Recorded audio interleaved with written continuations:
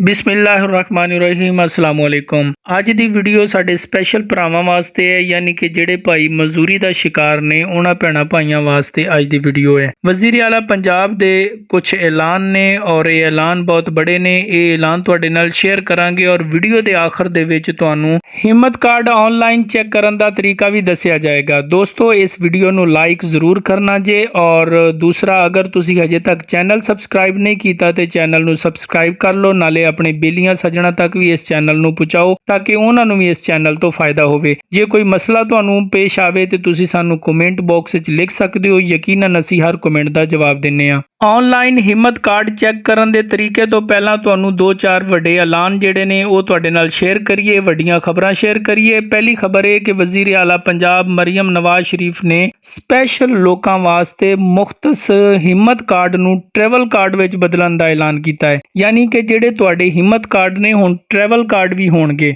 दूसरी वड्डी खबर है कि खसूसी अफराद नू समात दे आलात, व्हील चेयर ते मसनूई आज़ादी फरामी दा ऐलान भी किया गया है। दोस्तों अगली खबर शेयर करन तो पहले रिक्वेस्ट करांगा, जेकर अजे वीडियो नू लाइक नहीं किया तो मेहरबानी करके वीडियो नू लाइक कर लो। तो चलो अगली वड्डी खबर की तरफ चलते हैं। अगली खबर यह है कि वज़ीर आला पंजाब मरीम नवाज शरीफ ने कहा है कि स्पैशल परसन इस कार्ड नाल ऑरेंज लाइन, लाहौर, मुल्तान अते रावलपिंडी मैट्रो बसां विच मुफ्त सफर कर सकणगे। मुख्य मंत्री पंजाब मरीम नवाज शरीफ ने कहा है जो कि स्पैशल परसन जिहड़े ने वो 15 अक्तूबर तो हिम्मत कार्ड नू ट्रैवल कार्ड दे रूप विच पंजाब विच वरत सकणगे अते वो मुफ्त सफर कर सकणगे। स्पैशल अफराद वास्ते मजीद एक वड्डी खबर तुहाडे नाल शेयर करदे हां कि वजीर आला पंजाब मरीम नवाज शरीफ ने हिम्मत कार्ड की तादाद नू 65,000 तो वधाण दा ऐलान भी किया है, क्योंकि पहले 65,000 लोग फायदा उठा रहे सन। मरीम नवाज ने इस नू 65,000 तो ज्यादा करन दा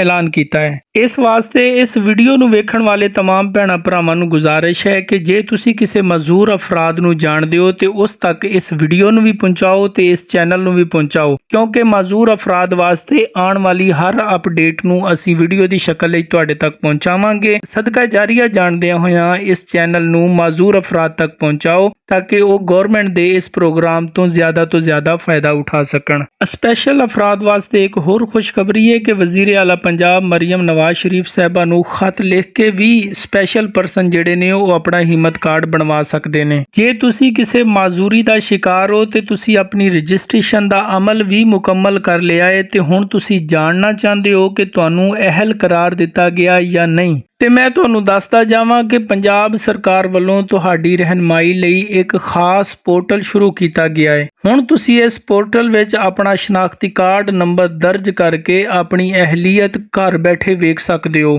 ਕਿ ਤੁਹਾਨੂੰ ਕਾਰਡ ਜਾਰੀ ਕੀਤਾ ਜਾਏਗਾ ਜਾਂ ਨਹੀਂ। चेक करन दा तरीकाकार बड़ा आसान ते सादा है ते मैं भी कोशिश करांगा कि बहुत सादा करके अपने भैणां ते भरावां नूं समझावां ताकि तुहानूं आसानी नाल पता चल सके। इस वीडियो दी डिस्क्रिप्शन विच मैं एक सरकारी लिंक दिता है, तुसी उस लिंक उत्ते क्लिक करना है। जिवें क्लिक करोगे तुहाडे सामने कुछ इंज दी वैबसाइट ओपन हो जाएगी। इस वैबसाइट ते तुसी अपने हिम्मत कार्ड दा स्टेटस चेक कर सकदे हो। ए वेखो लिखिया होया है चेक हिम्मत कार्ड स्टेटस, ठीक है। इनू चेक करन दा बड़ा आसान तरीका है। थले इंटर CNIC लिखिया है, यानी कि इत्थे अपना तुसी शनाख्ती कार्ड नंबर देना है। एक काले रंग दे सबमिट दे बटन दे उत्ते क्लिक कर देना है। तुहाडा स्टेटस तुहाडे सामने आ जाएगा। गवर्नमेंट की तरफों तुहानू कार्ड मिलन वाला या नहीं तुहानू पता चल जाएगा। उम्मीद करते हैं कि इस वीडियो तो तुहानू मुफीद मालूमात हासिल होईयां होणगियां। अच्छा दोस्तों, यह एक वीडियो जे इस वीडियो नू वेख लेना, ये भी स्पैशल भरावां वास्ते है। और मैनू इजाजत दिओ, जिंदगी ने साथ दिता ते अगली वीडियो च मुलाकात करांगे। अल्लाह सोने दे हवाले।